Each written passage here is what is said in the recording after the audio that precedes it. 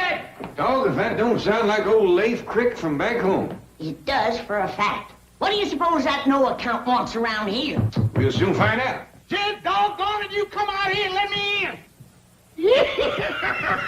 Leif! Jed! Well, this is a surprise. Granny, you little old possum, you!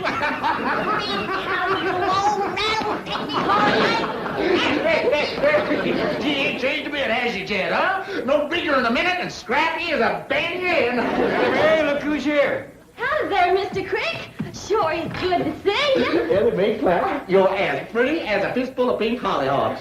Yes, sir, Jed, everybody always did say we had the two prettiest girls in the hills. Hey, is Isabel with you? You bet she is.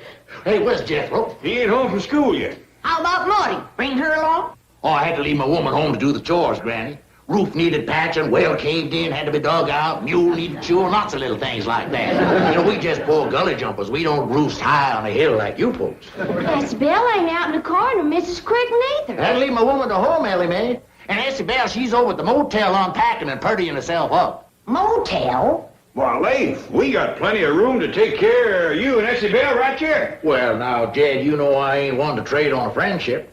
Of course, after Jethro and Isabel's proper hitched, then we're going to be wanting to live near our kinfolk. Hitched? Jethro and Isabel? You mean you don't know what that boy's been up to? No, I can't say as I do, Leif. And we's got some talking to do, man to man. Come on, Ellie, we'll make a pot of coffee. Right, Mr. Crick. Yes, you got a couple of fine women folk there. I reckon you're as proud of them as I am of mine. I reckon. I reckon you'd want to see right done by Ellie Mae just the same as I'd want to see right done by Isabel. I reckon. I reckon you wouldn't want no young man playing fast and loose with her feelings. I reckon. I reckon the man's daughter's All just right, about Leif, as... supposing you stop blowing on the fur and get to the hide, what are you trying to say? It don't come easy saying what I got to. Well, let's go in and sit down and give it a try.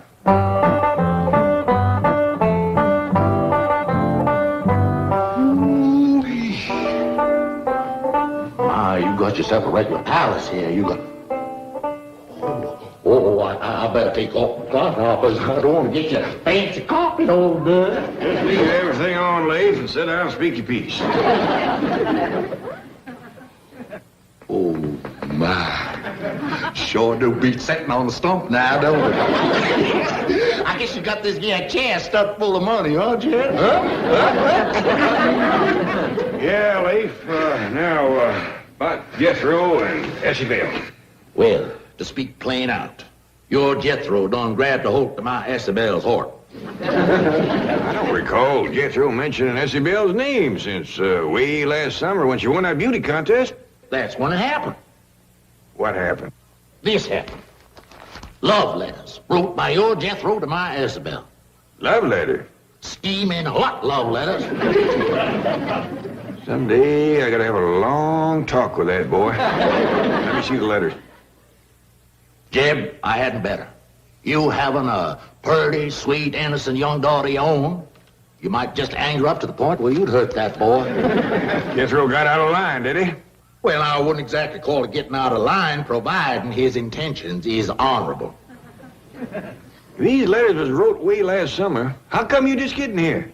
Well, now, I ain't a wallering in money like you, Jeb. I had to scrimp and save to get to where I could afford to make the trip. Why, I'm a poor man.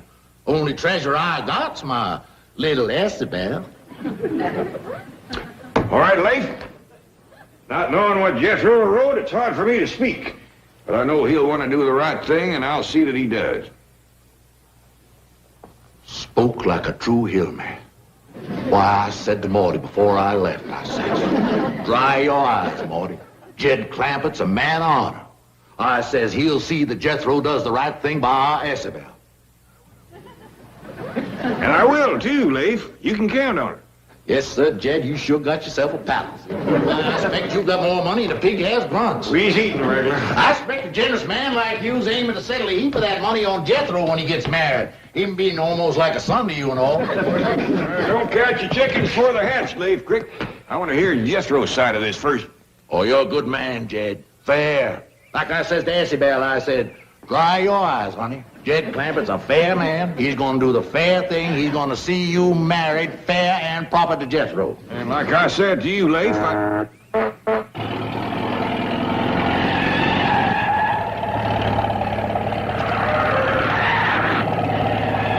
Whoever's driving that truck's mighty shy on brains. that's Jethro. Fine boy. Just call me Daddy, boy.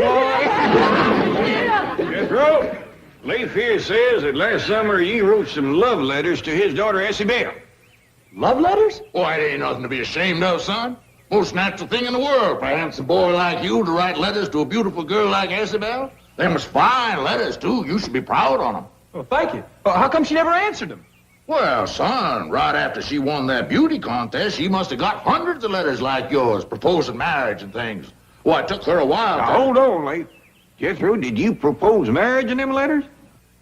Oh, let me think. Well, it ain't nothing to be ashamed of, son. Most natural thing in the world for a handsome boy like you. Now, give him a chance to think, Leif. It ain't something comes easy to him. Love ain't nothing you think about. Love comes from the heart. He never said he was in love with Essie Bell.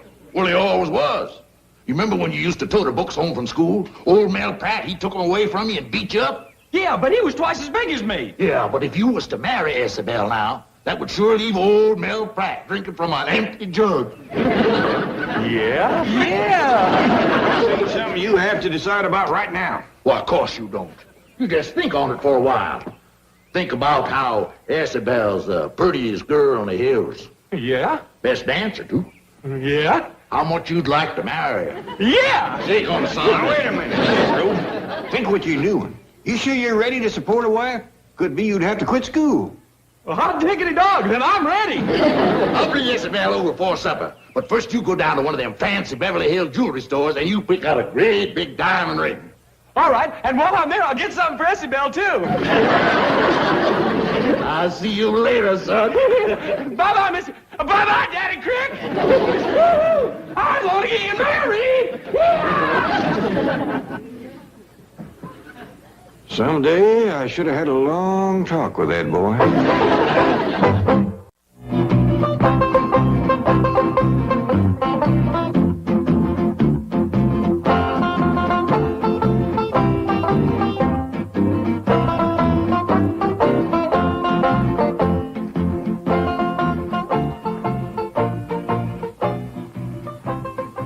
Just a moment, please. I'm sure you must be in the wrong place. Is this a jewelry store?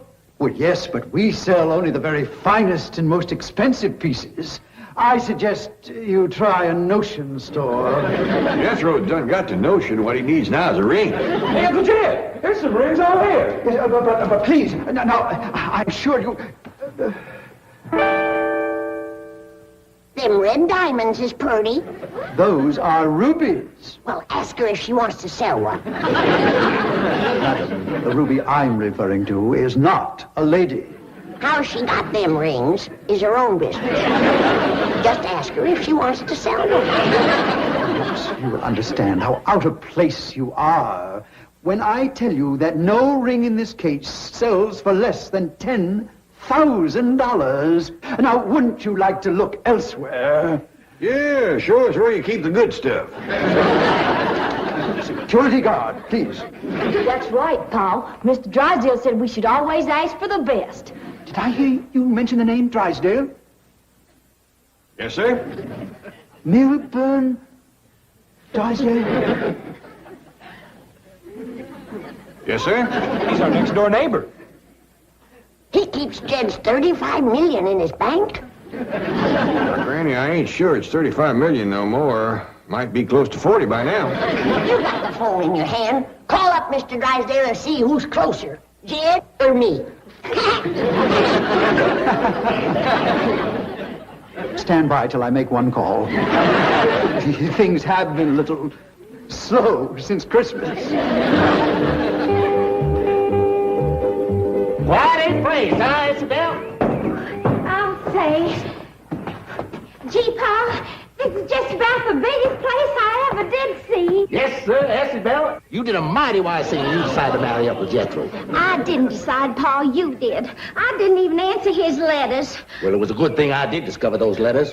You'd have been married to that. Hard-working boy. You gotta learn to keep your mouth shut, girl. You gotta learn to keep your mouth shut, especially when there's any food around. I still can't figure out where you found victuals enough to put on all that weight since last summer.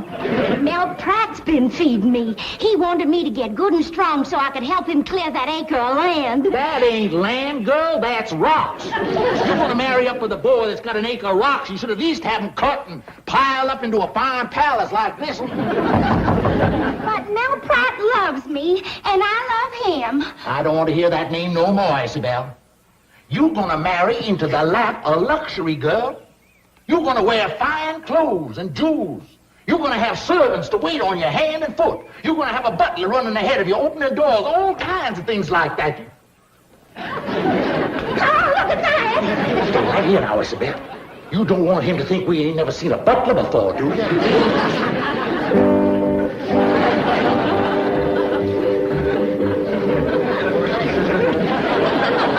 I do hope you'll tell Mr. Drysdale how well we have treated you here. Ah, here we are.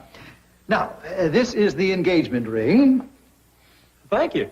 You might, in a subtle way, of course, let the bride know that she is getting 10 perfect carats.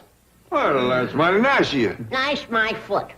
After the money you spent, he could at least send her a smoked ham. And here are Madame's lovely necklace and earrings. How many carats did I get? About 50. But of course, they're not perfect. Well, in that case, I'll take turnips.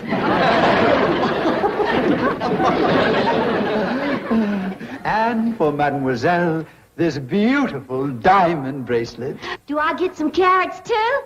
Oh, yes, indeed. About 30. You sure are generous with your vegetables. So are you, sir. You're going to be sending me a lot of cabbage. I am? Yes. Cabbage is money. Well, your store, but I'll be dogged if I see how you stay in business. Looks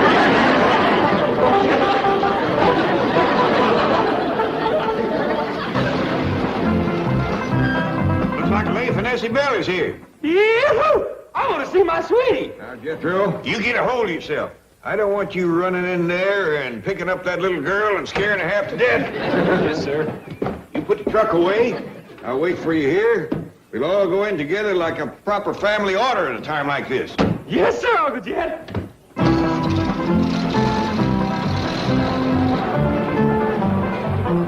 Don't be too hard on him, Jed. Now that I think back, he must be desperate in love. What makes you think so? For the past week, he ain't at his supper. For Jethro, that's desperate. That boy'll eat anything that don't bite him first. Who's that a-coming, Pa? Looks like that Beverly Caterers. Yeah, the young widow that cooks for folks.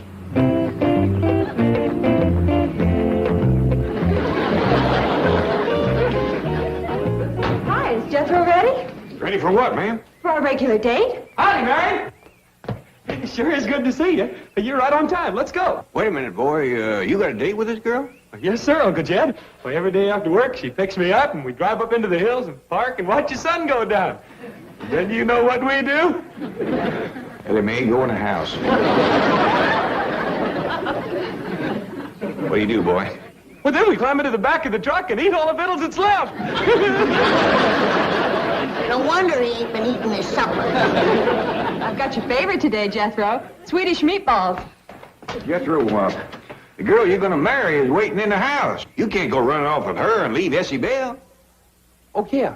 Hey, Marion, you reckon there's enough meatballs in the truck for the three of us? Forget it. Here's your blushing bride. Come give her a big hug. Excuse me, ma'am. I'm looking for my sweet little old Essie Bell Crick from back home. I'm right here, Jethro. Jethro, son, this here's Essie Bell. Your Essie Bell Crick? Yes, Jethro.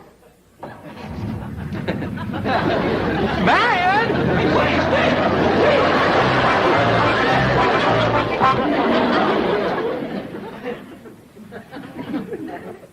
Isabel, I just can't stand to watch you suffer. Ain't there anything I can do? Yeah. Would you get me another pie out of the icebox?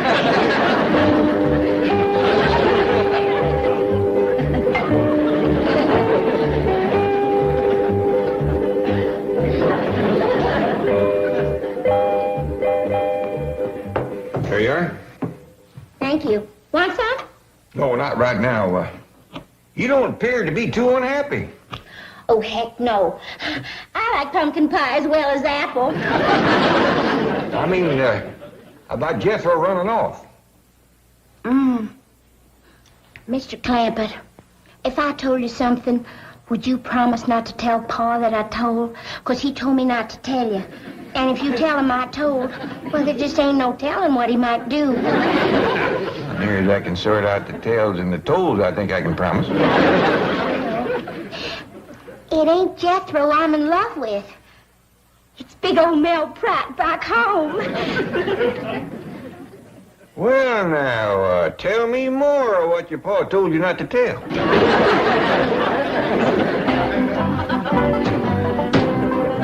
Let's have no more of this running after other girls. Ain't no boy can love two girls. That leaves Isabel out. She's about 2 girls and a half. Mind your tongue, Jethro. You take a girl for better or worse when you marry her. Yeah, but she got worse before I got married. Picture me, Leif. I'll look after Isabel. Come on, boy. Let's start talking about this wedding.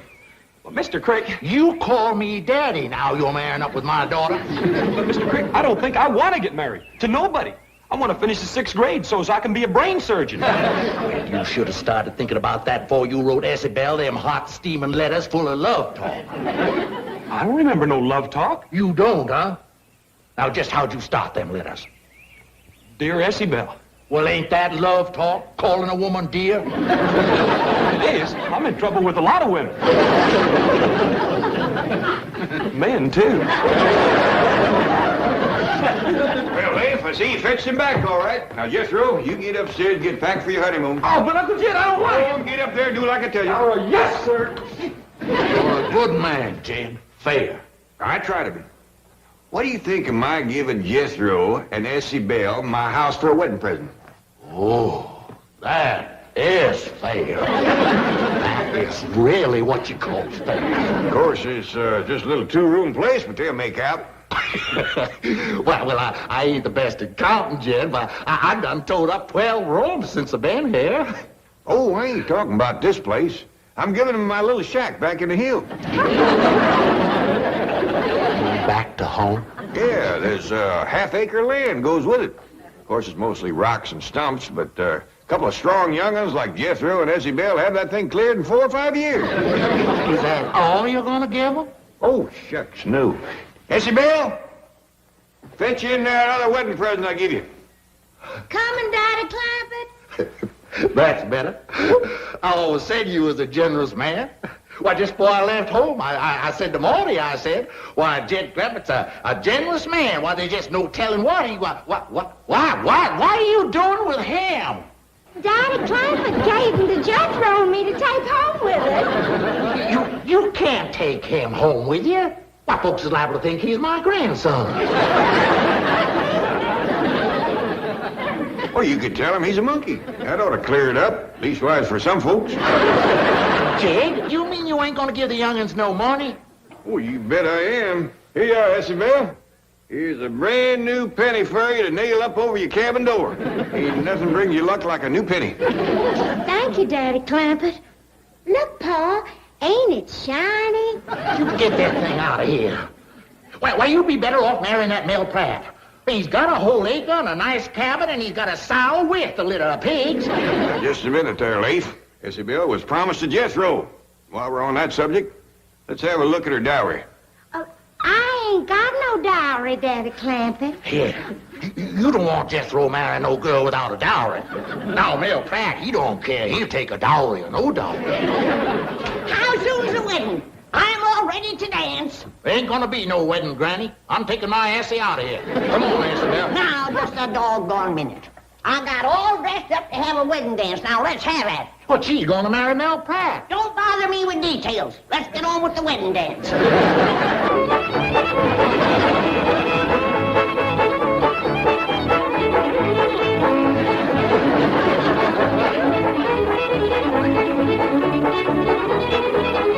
I sure do like my wedding presents from the Clampetts, Pa, don't you? For a fact, I do, daughter.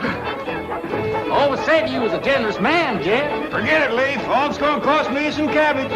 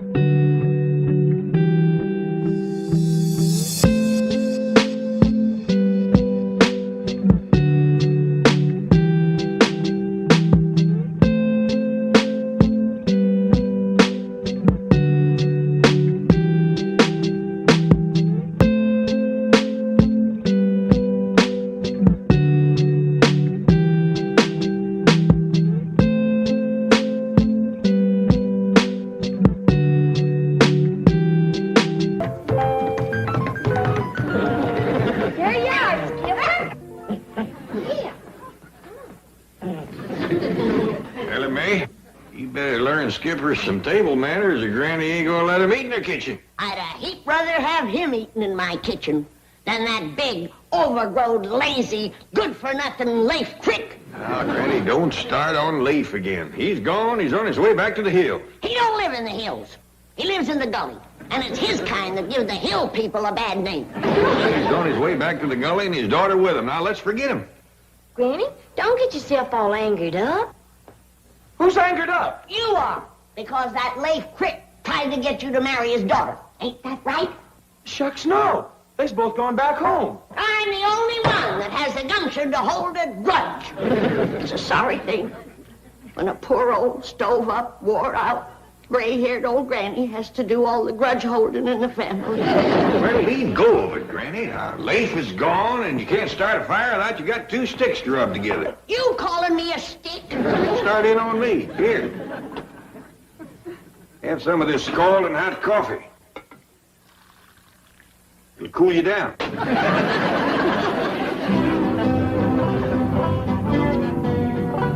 Here we are, Mr. Crick. Ma'am, I just don't know how to thank you. A fine, beautiful young city girl like you giving a poor old hound dog like me a ride in your beautiful automobile? Nonsense, Mr. Crick. The moment you told me that you were Mr. Clampett's nearest and dearest friend... Like that, Jed and me. Two peas in a pod. Always was. I'd be so happy that you're staying over. Missing my own daughter's wedding to do it. But I says to myself, I says, Leif, I says, if you can pleasure Jed and Granny and them young'uns even that itty-bitty bit by staying over here like they begged you to, you just gotta forget your own pleasure.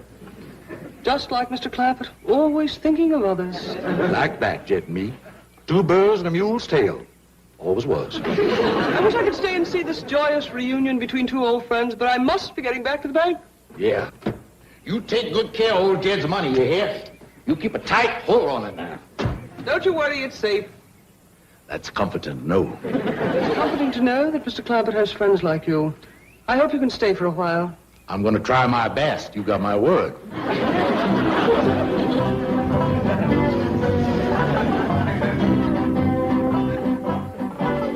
Skipper and me'll be back to help you with the dishes, Help me Granny. with the dishes, and that's what you get when you deal with those gully people. Leif Crick, S.E. Bell. I'll tell you, I've seen some things, and that's the way it is. I never won actually trash.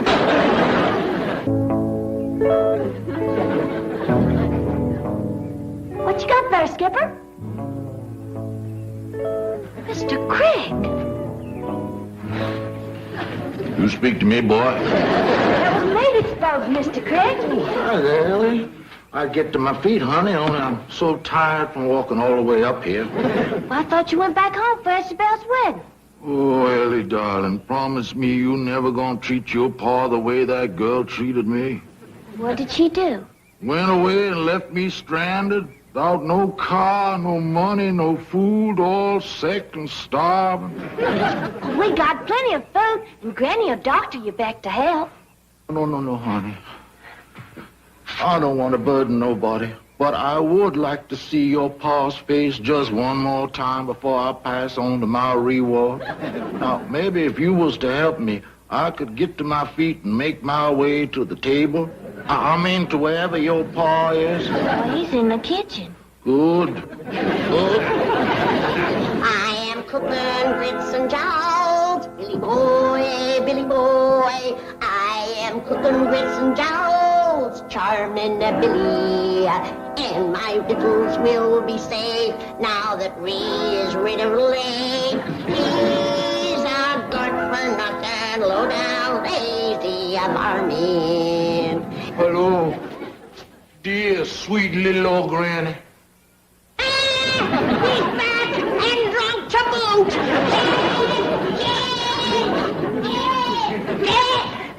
What's the matter, Granny? It's Leif Creek. That good-for-nothing, low-down, lazy, victual-stealing, liquor-drinking gully jumper. Granny, I thought you'd blow it off all that steam. I did, but he's back and I'm commencing to boil again. Leif is back? Yes, but not for long. Give me that axe. Dear old friend, I didn't have it in mind to bother you none, but Ellie Mae found me and forced me to come in and have some victuals to help me get my strength back. Well, you're always welcome at our table, Leif. Oh, no. I ain't looking for no handout. Leif Crick ain't one to be asking for charity. No, sirree. Leif Crick wants to work for what he gets. I didn't know there was two Leif Cricks. Well, ain't no call for you to work, Leif, but if it make you feel any better, here's the axe. You can help Jethro yonder cut some wood. I'd be glad to. I'd be proud to do it, but I think first I'll change into my work clothes. I wouldn't want to get my Sunday go-to-meeting suit all mussed up. That ain't a bad hour's work, Jethro. I'll say it ain't. Can we stop for victuals now, Uncle Jed? Quick as Leif gets through eating, Granny's feeding him first. Well, I thought Granny didn't like him. Well, it ain't that. It's just that it's dangerous for other folks to sit at a small table with Leif when he's eating. He'll swing his knife and fork around right lively. Like a snare drummer at a Possum Day parade. I'm going, Granny. I'm going, Granny. My poor old crippled knee let me. What crippled your knee? Well, the rheumatiz, Granny. Now, if you was to give me a little bit of your rheumatiz, I'm going. Move on. Well, Leif, you ready to go to work, are you? Can't hardly wait to sail into it, Jed. Got my working clothes on now. You notice the only place his working clothes is patched, don't you? Now, Granny. Maybe he's turned over a new leaf. Not unless there's food under it. What you got in the pan? Nothing. I was using it to dip grits and jowls for Leif. I couldn't keep ahead of him with a spoon.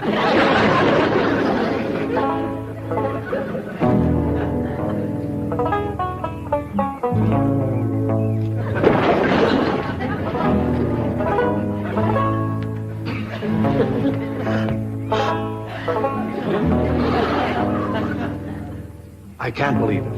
I can't believe that one man could work like that. This one can. He's another Jed Clampett.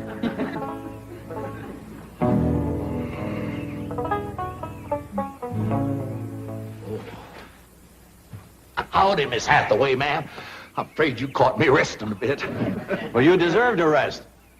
Why, from my place, it sounded like there were 3 or 4 men over here, sawing, chopping, splitting logs. Well, that's just the way I work, sir. Oh, Mr. Crick, permit me to introduce Mr. Clampett's next-door neighbor and the president of our bank, Mr. Drysdale. Pleasure to meet you, Mr. Crick. I ain't good enough to shake the hand of no bank president, sir. Now, don't be ridiculous. I'd be honored to shake your hand.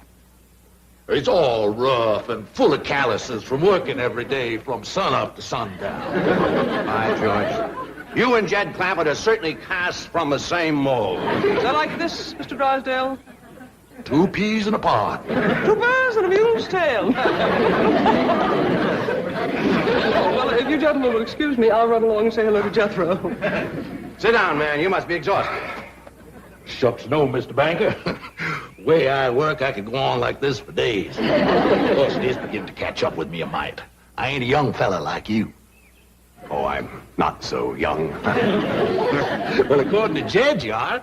His exact words to me, he says, now, you be sure and speak to young Mr. Drysdale about that job. Job? Doggone it, I wasn't going to let that slip out. I was bound and determined not to. Well, you just forget it, Mr. Bank. It's Jed's idea, not mine. No, tell me all about it. Any idea of Jed Clampett's? I want to hear. Well, Jed, he had this notion that you could hire me to watch his money for him down to your bank. Oh, you mean like a guard or a night watchman? Night watchman. That sounds like it. I said it before and I'll say it again. Having Leif Crick around will lead to nothing but trouble. You're right, Granny. That's a fact. Yes, ma'am. I know the Cricks better than any of you. I knew his pa and his pa before him. And the three of them put together ain't worth the powder it would take to blow them up. You're right, Granny. That's a fact. Yes, ma'am. Leif Crick is all talk. A tongue bigger than a hay wagon. Why, he'd mealy mouth you out of your eye teeth and sell 'em back to you. You're right, Granny. That's a fact. Yes, ma'am. When it comes to Leif Crick, I know what I'm talking about. And it won't do any good to argue with me. You're right. Let's all quit arguing with Granny so as we can eat. How can I dish the victuals if you don't hold your plates up? You're right. That's a fact. Yes, ma'am. There you are. I've just left your friend Leif Crick. What a hard-working, industrious, wonderful man he is. What did you say? Then it's settled. If Jed Clampett wants you as a night watchman at my bank, a night watchman you are. If you put it that way, I'm afraid I can't take the job. Oh, why not? Well, it makes me feel like I'd treat a possum with Jed's hound. Oh, of course, I see your point. You don't want to feel, what's the word, beholden to Jed, eh? That's right, Mr. Drysdale. I'm a poor man. I'm as rough as a cob and plain as dirt, but I've got my pride. You are like Mr. Clampett. Like that, Jed and me. 2 berries on a bush, all as was. All right. I'll say it was my idea to hire you. Now, when do you want to start to work? How about tonight? Can you get some rest? Rest? What's that? Mr. Crick, men like you are few and far between. Thank you, boss. I tell you, Granny, the man is a veritable one-man sawmill. Cutting, chopping, splitting logs. You see, Granny, old Leif has changed. Well, if he has, I'm going to jump in that pond with all of my clothes on. In a bank, at night, with a gun and $40 million. Yahoo!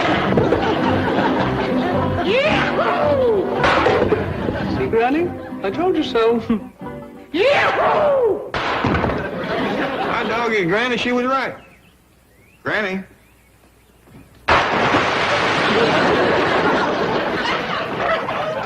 Granny always was a woman of her word. Want me to fetch you a jug of rheumatism medicine? Oh, never mind. I can't believe it. I seen it, but I can't believe it.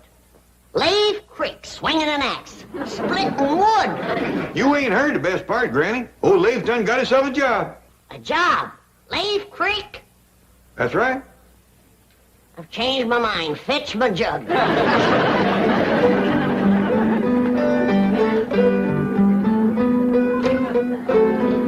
Yes, sir. Old Leif's going to work down to Mr. Drysdale's bank. The bank where you got your money? That's right. Jed, turning a rascal loose like that in a bank is like putting a hungry fox in a hen house. Give the man a chance, Granny. Maybe it's a good thing for Leif to learn a trade. At least now folks will know what kind of work he's out of. Good. Want me to fetch your drinking thimble? No. This calls for a cool head and warm feet. All ready to go, Mr. Crick. I sure do appreciate you carrying me to the bank, boy. Glad to do it. If I stayed here, I'd have to dig a hole under the alum tree for Granny. And that there's hard work. I mean, W-O-R-K. Granny told me never to say that word around you. Gets you to cussing. You shouldn't do work like digging a hole. Fine, handsome boy like you. Shucks, it's no harder than cutting wood or plowing or clearing stumps. You ought to get yourself married, son.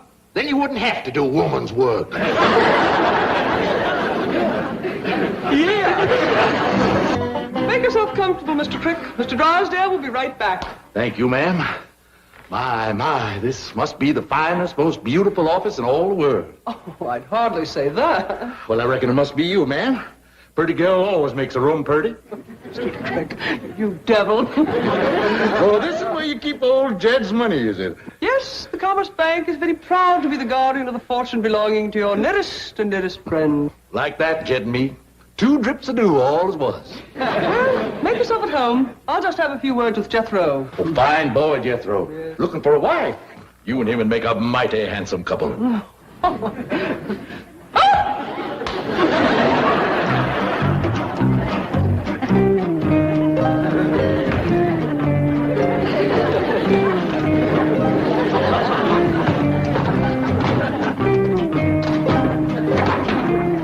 Well, blue blazes, do they keep Jed's money?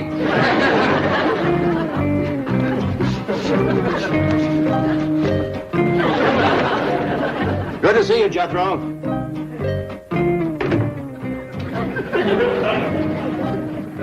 Mr. Crick, what are you doing?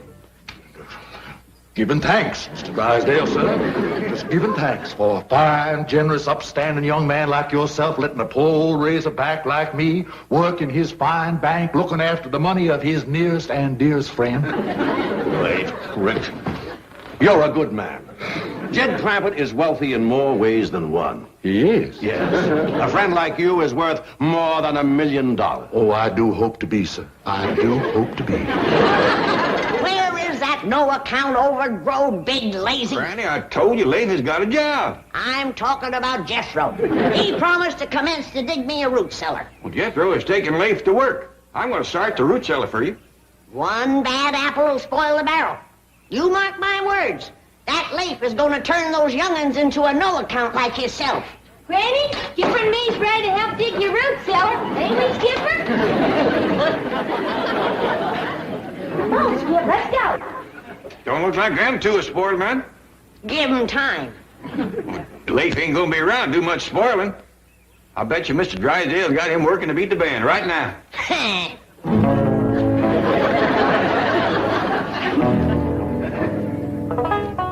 I didn't singe your whiskers, did I? No, not a bit.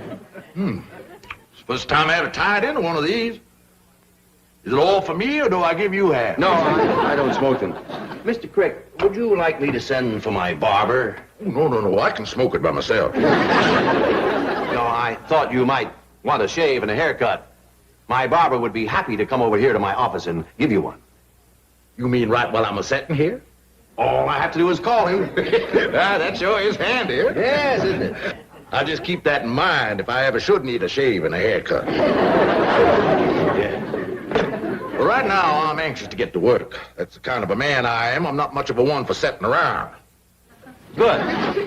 What I have in mind for night watching old Jed's money is if you was to put it into some gunny sacks, I'd set on them sacks with my shotgun across my lap. Now, then you wouldn't have to worry at all. You could just go off someplace and sleep like a baby. Mr. Crick, I'm afraid you have a slight misconception about the way we guard our money here at the bank. In the first place, Mr. Clampett's fortune isn't actually here. It ain't. No, most of it ain't. Isn't. And the money we do keep here is locked in a massive steel vault which cannot possibly be opened at night. That kind of worries me, old Jed and me being like that. Well, you can stop worrying. And Mr. Clampett knows his money is perfectly safe, and he knows he can get all he wants anytime he wants it. And is all that, huh? He doesn't even have to leave his house. Well, my, that is handy. Oh, my, look at all that daylight out there. Why, I've got time to chop old Jed another cord of wood or two before sundown. You, sir, are the hardest working man I have ever seen. Habit of a lifetime, sir. Jethro, you out there? Oh, I'm sorry, Mr. Crick. Jethro thought you were staying here. He's gone home. Oh, well, it's only 5 or 6 miles to old Jed's place. I guess I'll just run it. Good for my rheumatiz. Oh, Mr. Crick, wait just a minute. Chief, may I drive him home? Of course. Fantastic man. A human dynamo. Yes, it was quite amusing. When the Clampetts first arrived, Granny insisted the entire fortune be changed into silver so it could be buried in the backyard. What did you say? buried in the backyard? I sure do thank you. You've been a great help to me. I'll be seeing you. What a bundle of energy. A fine example for Jethro. There you are, Jethro. Now get out there and commence digging your granny's root cellar. But, Uncle Jed, Mr. Crick says I ain't supposed to do women's work. See what I told you? The bad apple is commencing to spoil the barrel. Jethro, you don't listen to what Mr. Crick tells you. You do what I tell you. Now get on out there. I'll join you in a minute with the shovel. Yes, sir. Here comes the wormy wine sack now. I'm gonna fetch my shotgun. Jethro, stop your granny. Yes, sir. But what you fixing to do, Jed? I was fixing to do a little digging out back yonder. Well, I'll do it for you. You could help if you're a mite. No, I want to do it all myself. I stopped her, Uncle Jed. Well, let's commence the digging under that big old elm out there. Doggone it, Jethro. I want to do all the digging around here. Leif, the kind of digging that Granny wants done would take one man all night. Well, hard work never hurt nobody. I'll see you in the morning. It's a miracle. A plumb miracle.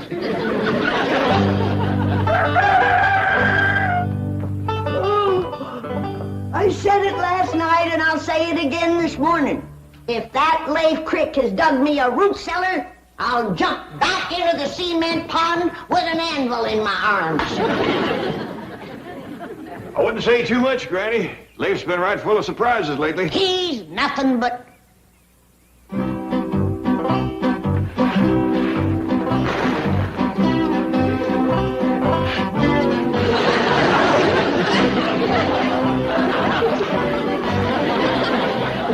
Seen enough, Granny? Yep. Fetch the anvil. We ain't got an anvil. I was counting on that. Some coffee. That's deep enough, Leif. Veer a little to the right. Thank you, Jed!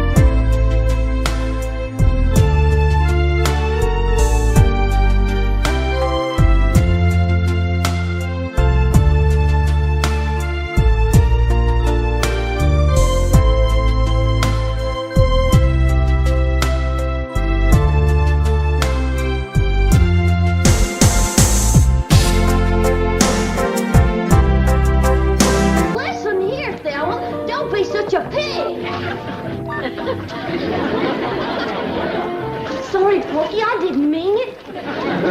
You're getting to be a right big help to me. Ellie Mae, get these varmints out of here. Granny, they ain't varmints. They's my critters. I don't care if they's your cousins. Get them out of my kitchen before I make stew out of them.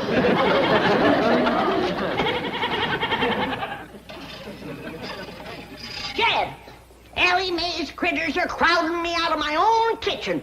How soon you gonna have my root cellar ready? Well, it won't be long now, Granny. Leif Crick got the most of it done. Jethro and me's going in there, square off the corners, and put in the framing.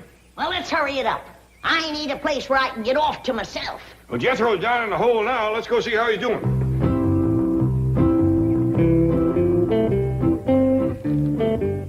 Awful dark down there. How's it going, Jethro? Hey, Uncle Jed! Hey, Uncle Jed! Uncle Jed, pull me up! Okay, boy. It'll be a dandy deep one, Granny. Ain't nothing gonna bother you down there. That suits me just fine. Of course, if a cyclone comes up, I'll let the rest of you join me in my cellar. Thank you. Just till it blows over. Then I want everybody out. Uncle Jed, Granny! What you got smeared all over you? This here's oil! What? You done hit oil again. Well, I swung my pick. Pretty soon it was bubbling up and spurting all over the place. Well, there goes my root cellar. Let's look on the bright side, Granny. I think we're in time to plug it up. Jethro, grab a shovel. Help me fill in this hole. Don't you want the oil? I need more oil like Custer needed more engines. Hurry up, let's go.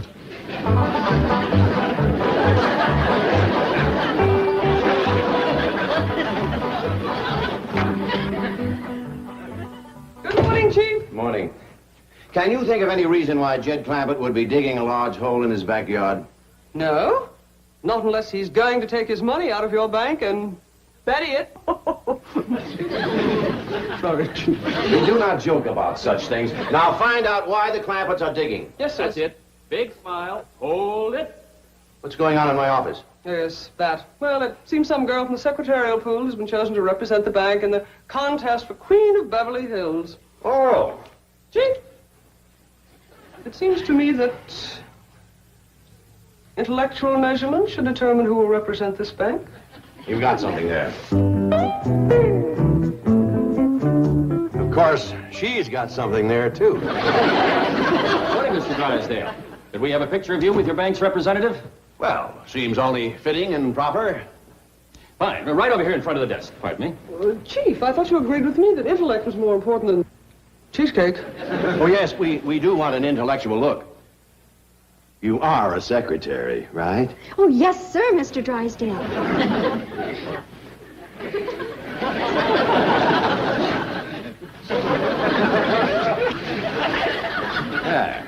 That's better. Excuse me. And now let's have a nice big smile. Hold it. Thank you, Mr. Drysdale. I'm sure your representative will win the race for Queen. Oh, I hope so. After all, that's what I'm paying you for. Good morning, Mrs. Drysdale. Good morning. Where is my husband's secretary?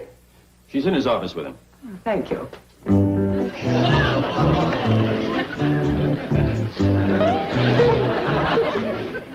Do you really take shorthand? Well, not very fast. It's not too important.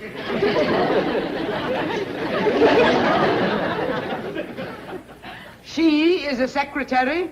Word of honor, this is, what is your name? Candy Davis. Candy, yes. Well, this is, My name is Margaret. Mrs. Drysdale. See that your employees dress properly. Yeah, see that our employees dress properly. Dress properly, employee.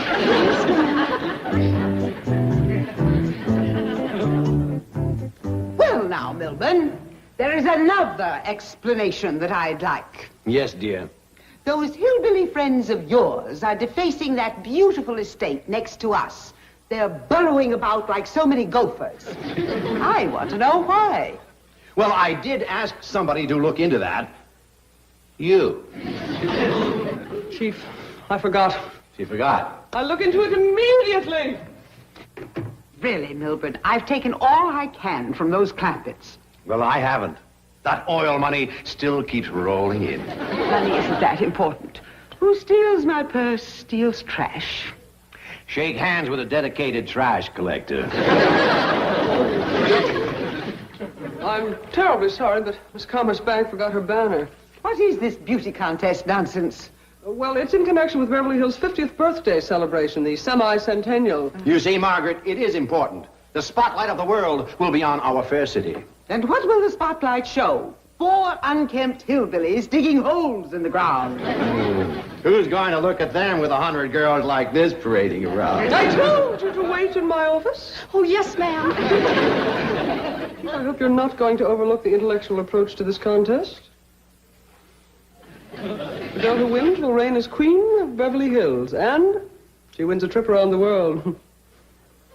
Milburn, that's it. Winning this beauty contest could solve everything. Oh, Margaret, Jane couldn't win with a rented figure. But Ellie Mae Clampett could win. And naturally, her family will want to go around the world with her. I don't like the idea. Oh, please, Milburn, just during the semi-centennial. No, Margaret, I don't like it. Very well.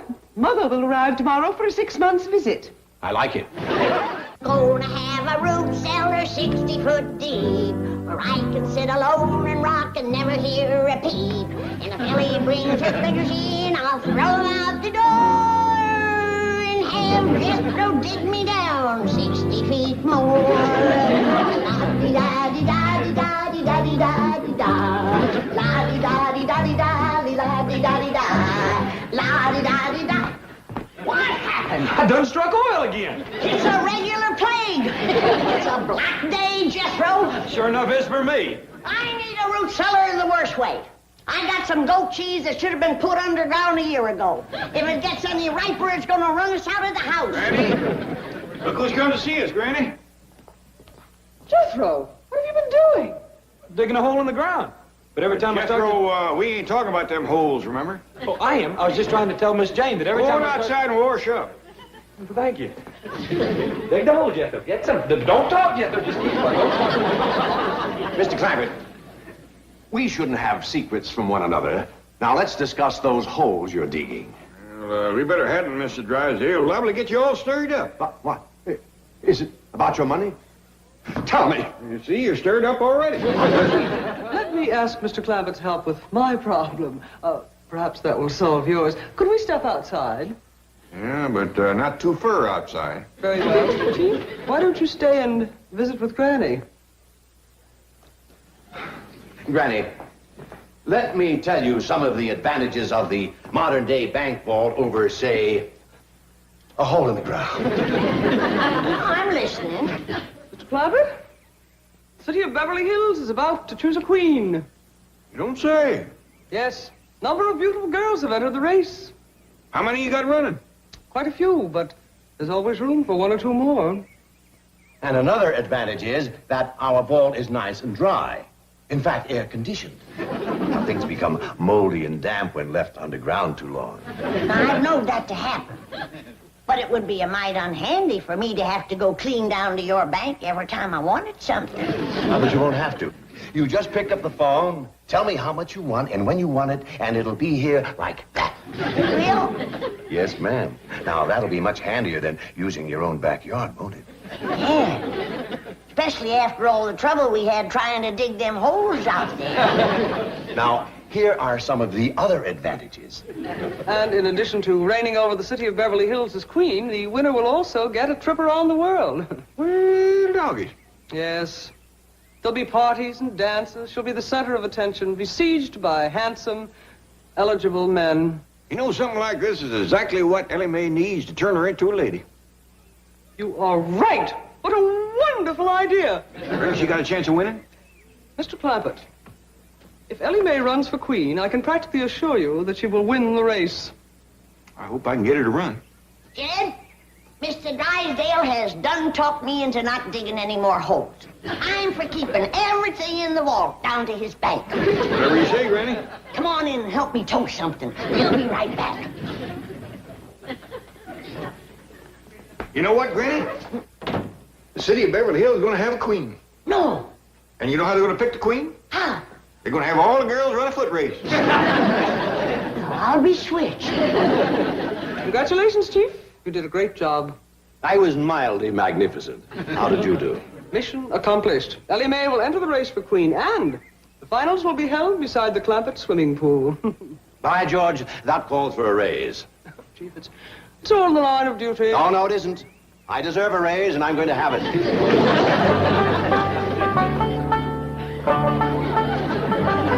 now, Mr. Drysdale.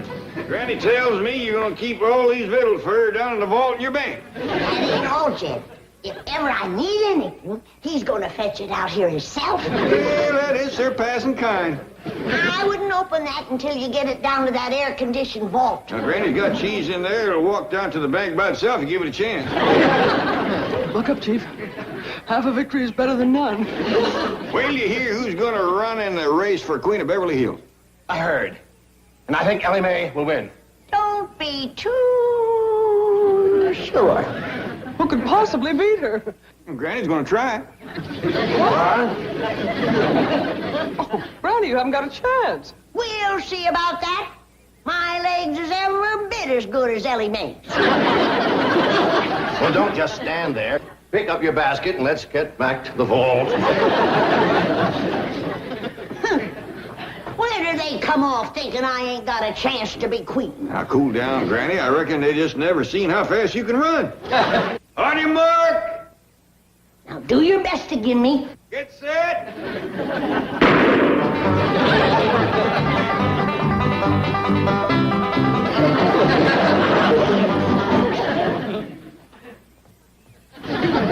Who won, Jed? Well, when you passed me, appears like Ellie was out in front of you a little. That don't mean nothing. She's out in front of me, standing still. Maybe you better sit down for a spell.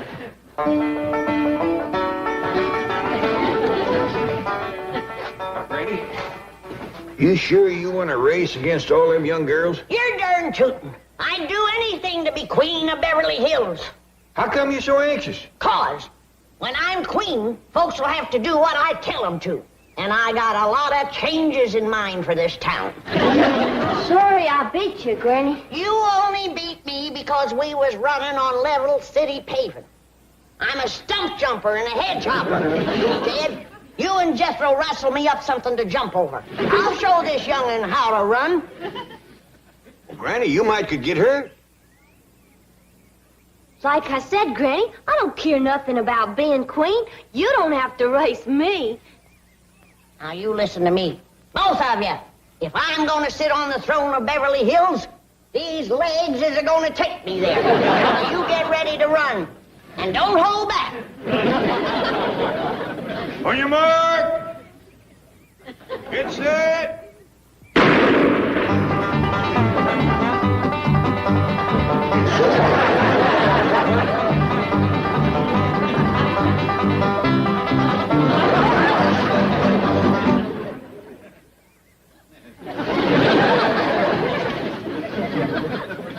How'd we do that time, Jed? I'm afraid the young'un edged you again. You ready to sit down and rest now? No, I'm just commencing to get limbered down.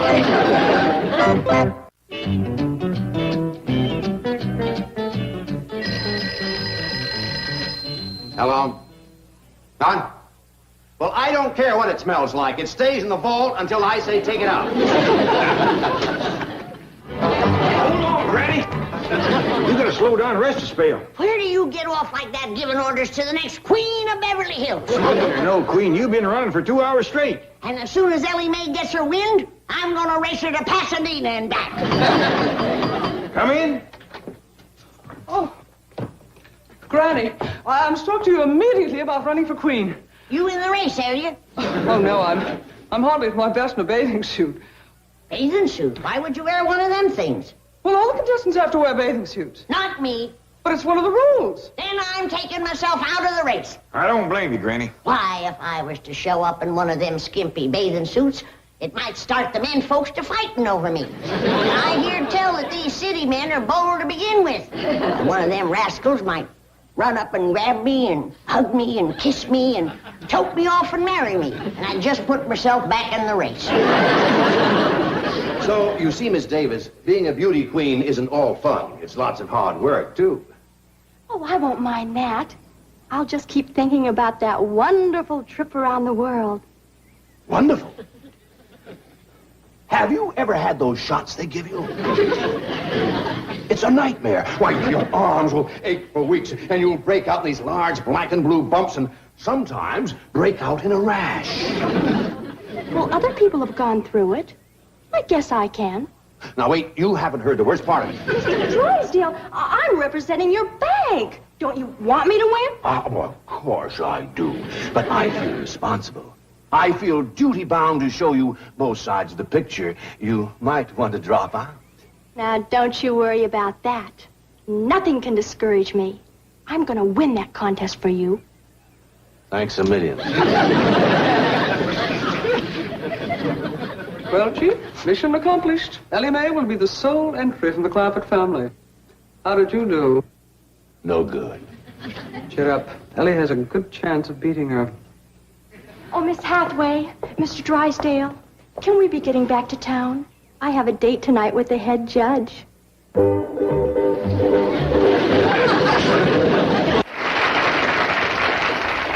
The finalists are the representative of the Commerce Bank, Miss Candy Davis, and our unsponsored contestant, Miss Ellie Mae Clampett.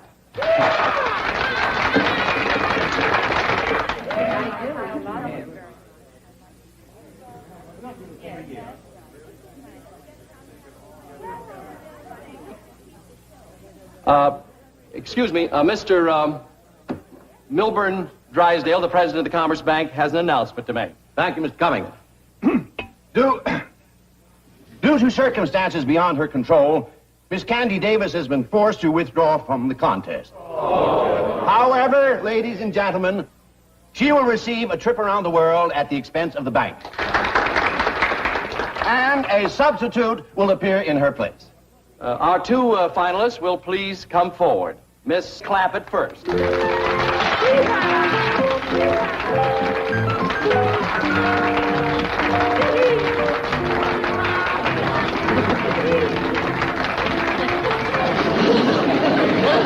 And now the new entry representing the Commerce Bank.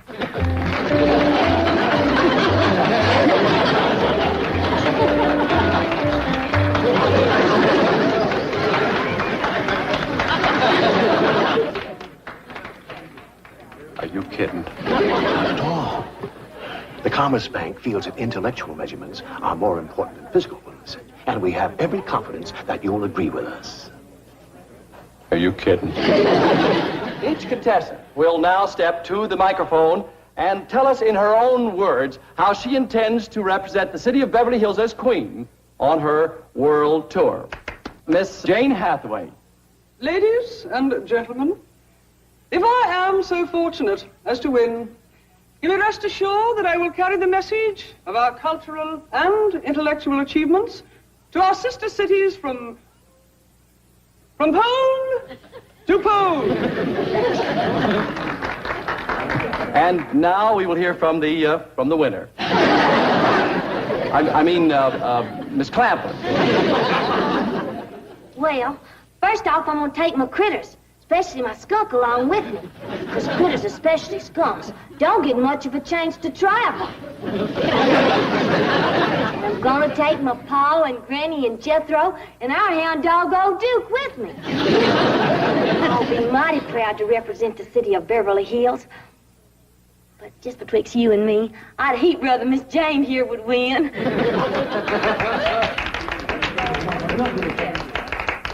One moment, please. I figured Ellie made a right good speech, didn't she? First rate. Done herself proud. Ladies and gentlemen, may I have your attention, please? Quiet, please. After due deliberation, our judges have come to a unanimous decision. The young lady who will represent the city of Beverly Hills as queen is none other than our distinguished judge, Miss Karen Crandall.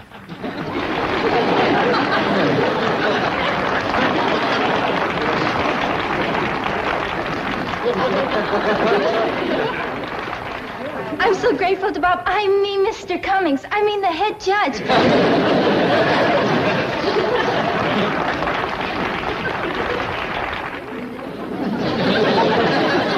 Where are you going, Granny? I'm going to throw her in the cement pond. Her and them other goomer judges with her.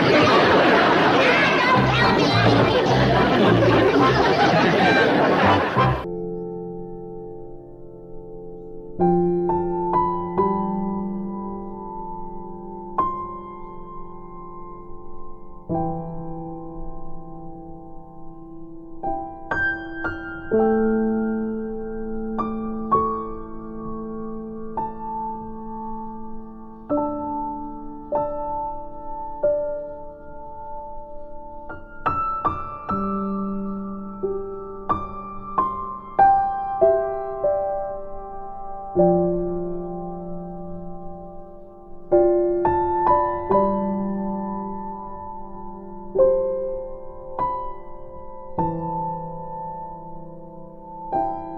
Milk her goat in the kitchen? she wouldn't, huh? You go look for yourself.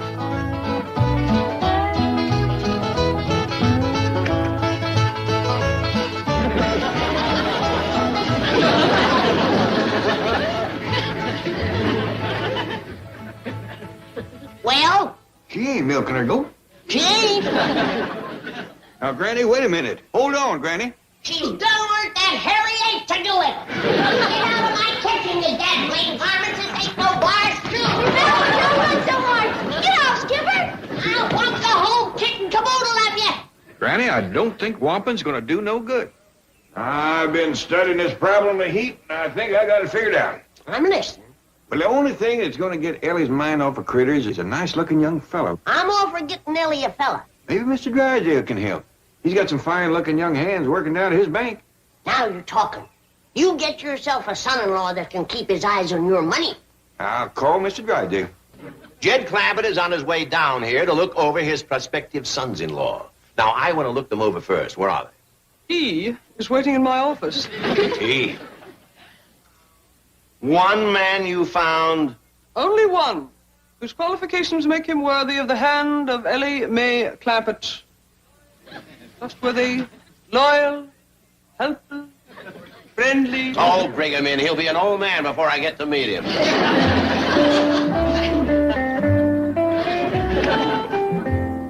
Mr. Fred Penrod of the accounting department. Mr. Milburn Drysdale, president of the Commerce Bank and your esteemed employer. My boy, I've been looking forward to shaking your hand. I have great things in mind for you. Why, just last week I was saying to my board of directors, keep your eyes on that up-and-coming young man, Rod Penfred. Fred Penrod. Exactly. I've been watching you ever since you started to work here. Well, I just started this morning, sir. Exactly. And already your work is so outstanding, I have you earmarked for promotion. Well, to be very honest with you, sir, I haven't done any work yet. Exactly. And it's that very honesty that has brought you to my attention. Now, I'd like you to come to my house tonight for dinner and bring your wife. Mr. Drysdale, he isn't married. Not married? Too bad. Well, there goes your vice presidency, my boy. Vice presidency? Oh, yes, but I can only trust a married man with that kind of responsibility. Are you by any chance engaged? No, sir. You have a girlfriend? No, sir. I just moved out here from Kansas City. Oh, what a golden opportunity you're losing. Hey, Miss Hathaway? Right you are, Chief. We've got to get this young man married. He does need a wife. Somewhere there must be the right girl for him. Somewhere indeed. A girl that can take him from accounting to the vice presidency of this bank. Chief, I think I have the answer. Good girl. Goodbye. Wait, where are you going? Back to Kansas City. They may have some crazy little women there, but no crazy accountants. Oh, come back. Let's talk this over. I'm sorry, ma'am, but I am not going to marry you. Oh, no. We have someone else in mind. I mean, I'm sure we can find someone. Excuse me, Mr. Drysdale. Ah, Mr. Clampett, come in. I want you to meet a fine young man, Mr. Fred Rod. Fred Penrod. Well, Mr. Clampett here is our biggest depositor. Oh, congratulations, sir. Well, it's no credit to me. My pa was a big man, too. He was taller than me. You know, in addition to being our biggest depositor, Mr. Clampett is also our richest. And he has one of the most beautiful daughters in all of Beverly Hills. Ah, yes, the fabulous Ellie Mae. Tell me, Mr. Clampett, is that ravishing daughter of yours married? Well, now, Mr. Drysdale, I just called you on the telephone. I told you I was looking for somebody to court Ellie Mae. And that Fred? Rod Penn. Penrod. Now, that name of yours is quite a mouthful. You mind if I just call you Rod? Fred. Oh, I'm Jed. I want you to meet my daughter. Oh, I'm sure that'll be Jake, eh, Fred? Oh, Ellie. I'm Jed. Rod. Fred. No, hold it, everybody. Let's start all over. Hey, little pawpaw tree, you're gonna make me rich. Yes, sir. You're gonna help me dig up old Jed's money he's got buried around here somewhere. Hey, quick! Yeah, I'm back again, Granny. You missed me? No, and I ain't gonna miss you now. Ellie Mae, fetch my shotgun. Oh, no, Granny, is that any way to behave to an old friend that just drove all the way out here from Blackcomb to bring you that pawpaw tree? That little pawpaw tree for me? Yes, it is, Granny. Where'd you steal it?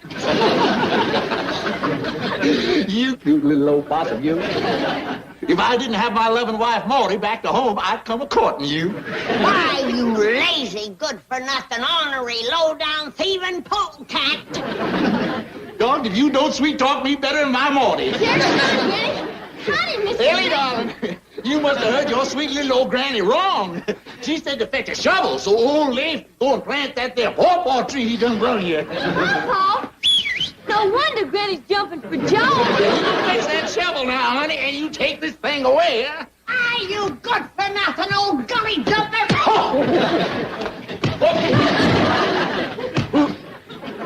Granny, you sure do know how to make a man feel the hope.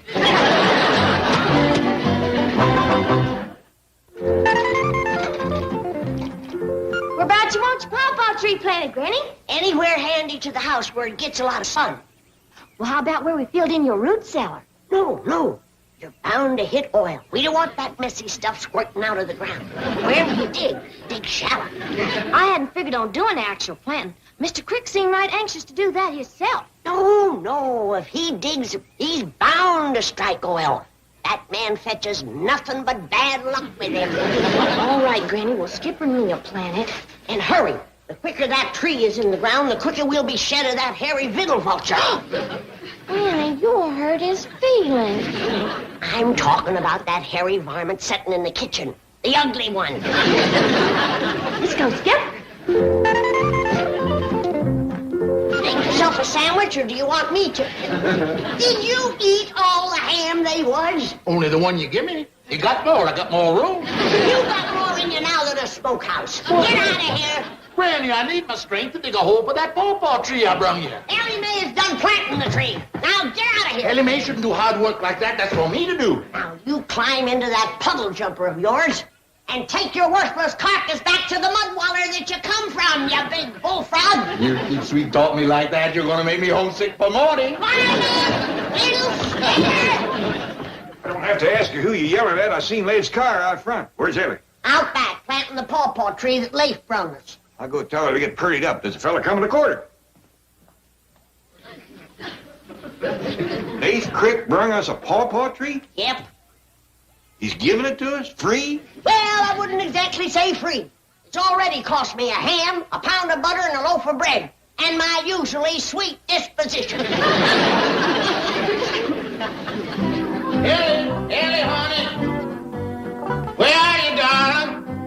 Over here, Mr. Crick. This here's a dandy spot, Skipper. Plenty of sun. Wait a minute, Ellie. Now, hold on. Digging in the ground ain't no job for a sweet, purty millionaire's daughter. You let old Leif do that, huh? Hello there, son. You run along. But Granny wants me to do it. Oh, now, Ellie, darling. You wouldn't want me to break my word of honor to Morty, would you? I done give her my promise, crossed my heart, that I'd plant this here tree. You did? I took a vow on it. And it's only fair. She went all the way out in the woods, dug it up, toted it 4 miles back to the cabin. Well, now, you went along and help your granny. Well, now, will you look at this? Isn't this a nice spot? It's already been dug up. We won't ruin no grass. yeah, but Pa wouldn't want you to dig there. Why not, sweetheart? Something buried here? Hmm? Yes, sir, and he wants it to stay buried. Yeah, howdy there, Leif. Granny tells me you brung us a pawpaw tree. I did for a fact, Jed. All the way from back home, just because I knowed it would pleasure you. And sweet little granny, too. Told him not to dig there because they was... Never mind, Ellie. Now, why don't you run on in the house and get yourself one of them there, what you call a bubble bath. Get all sweet and pretty smelling because of the young city fella coming over to court you. He is? What's his name? His full name is Fred Penrod Penrod, but he answers to Fred, Rod, or Jake. Troy's got a slew of names, ain't he? Got 3 names he don't even use, just the initials, CPA. What's up, Pa? Jed, I couldn't help picking up a word here and there.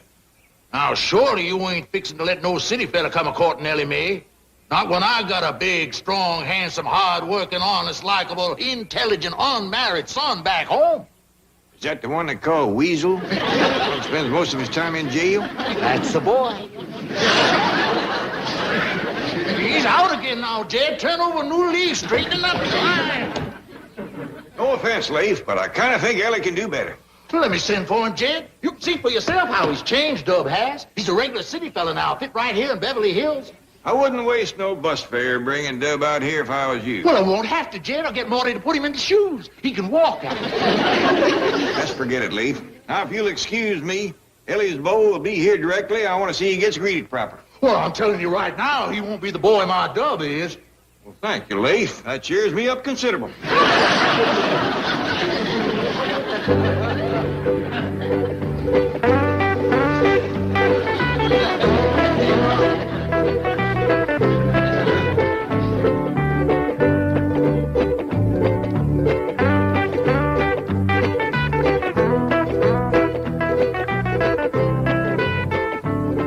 Well, howdy, howdy, howdy. You must be the young fella coming to court Ellie Mae, my twin sister. Twin sister?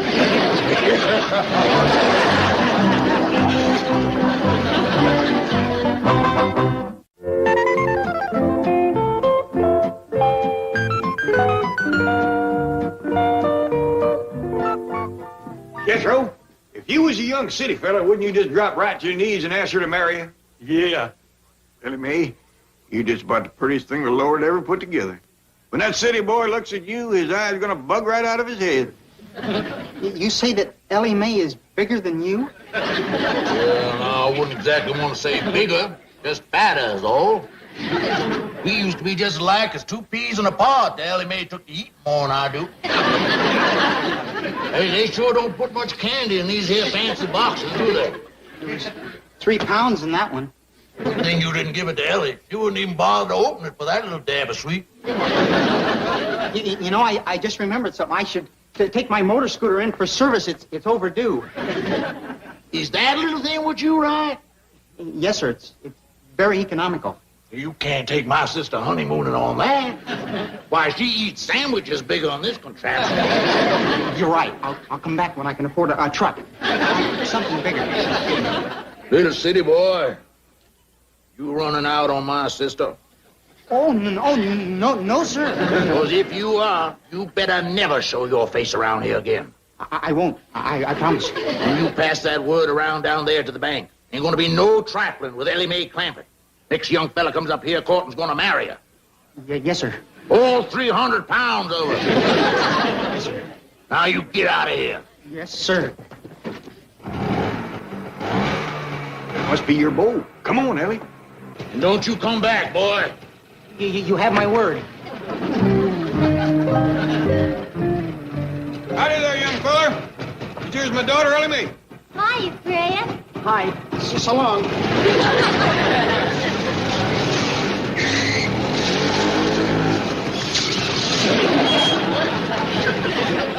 This girl is Ellie Mae? That's right.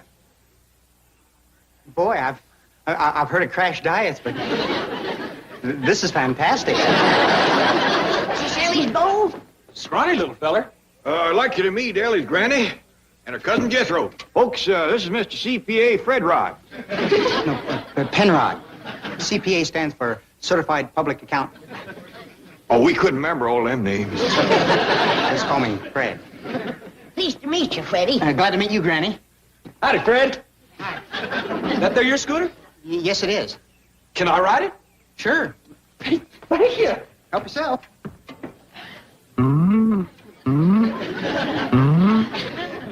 It pushes hard, but sure do ride smooth.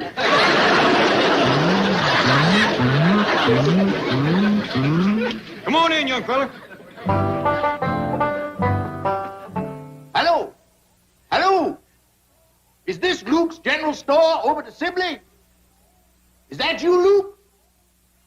Well, this is your old friend, Leif Crick. Now, hold on now, Luke. Don't go hanging up. I'm calling for Jed Clampett. Yeah. He wants you to send my boy Dub out to California right away. He is? Since when? Well, can't you get the sheriff to let him out? Now, you young folks go right on in the parlor and start getting acquainted. Granny and me'll see you later. Yes, sir, Pa. Oh, Mr. Fred, I'd like to have a word with you. Yes, sir. Skipper, sure do hope you like that nice young fellow that's come to court me. Now, Granny, I reckon you'll be wanting to get the victuals ready. Not especially. Well, do it anyway. Jed, I don't. I'd just like to say that my daughter Ellie ain't been courted much. She's what you might call innocent, sweet and innocent. I understand perfectly, Mr. Clampett. Thank you. Yes, sir. Hey, Fred, do you like to get hugged real hard? Boy, has your father lost touch with you. Yeah, I sure do like to get hugged real hard. I sure do. Sit down right there and close your eyes. Boy, I'm not going to miss those crazy little women back in Kansas City one bit.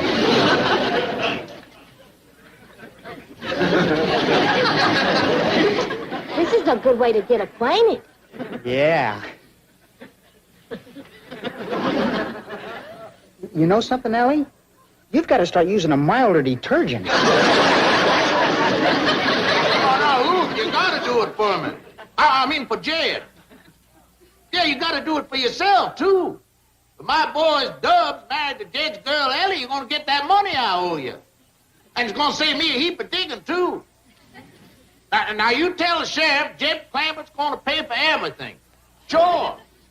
All you gotta do is get Dub out of jail, clean him up, put shoes on him, and send him out here to marry Ellie Mae.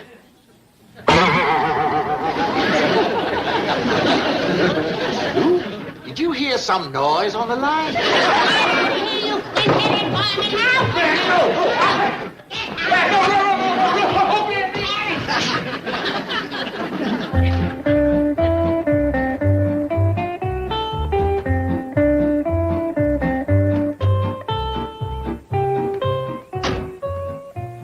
Leif Crick must be here. He's Mr. Clampett's nearest and dearest friend. I know.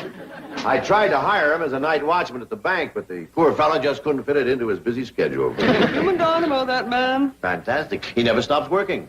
Another Jed Clampett. That's what he is. Yes. Well, let's see how young Redfern's doing. Redfern. Rodgroom. Never mind. Let's see how he's doing. Oh, Mr. Crick, how nice to see you. Why, it's that pretty Miss Jane and that young Mr. Drysdale, the handsome banker. I like this man. What are you doing? Oh, I'm looking for a place to dig a hole to plant a little old pawpaw tree for my nearest and dearest friends, the Clampetts. Always working, this man. Fantastic. Can't you stop just for a while? Oh, no, ma'am. I must keep ahead of Granny. Working, that is. I couldn't let no woman outwork me. I'll be seeing you. What a man. Salt of the earth. Fabulous. Well, Miss Jane, Mr. Drysdale, come in, come in. Thank you. Well, how did Ellie like my accountant, young Fernpot? Henfred. Rod. I declare that boy got named Gene, even you. I hope if he marries up with Ellie Mae, he'll pick out 3 or 4 of his favorites and leave the rest go. Apparently the young accountant has taught Ellie to play the piano. That's a duet. By George, that young Fernpran is talented.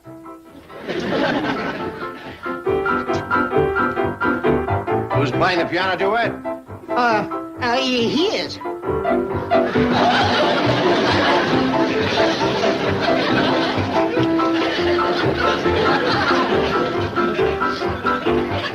Granny, them was the best company victuals you ever cooked. Absolutely wonderful. What were those delicious little meatballs? I'll give you the receipt when you get married, Miss Jane.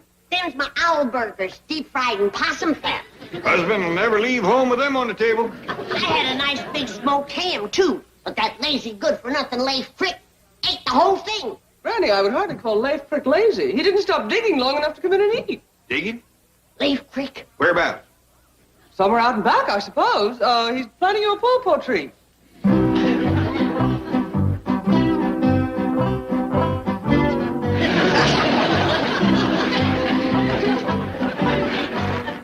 Faith? Ain't that a kind of a deep hole for that little pawpaw tree? I gotta give the roots plenty of room, Jed. Don't dig no deeper. You'll hit oil. Well, I done hit it 4 times already, Granny, but I plugged the holes couldn't tight. Jed, I might have me a root cellar after all. Depends on how good he plugged up the oil. That's a lot of pressure to hold back.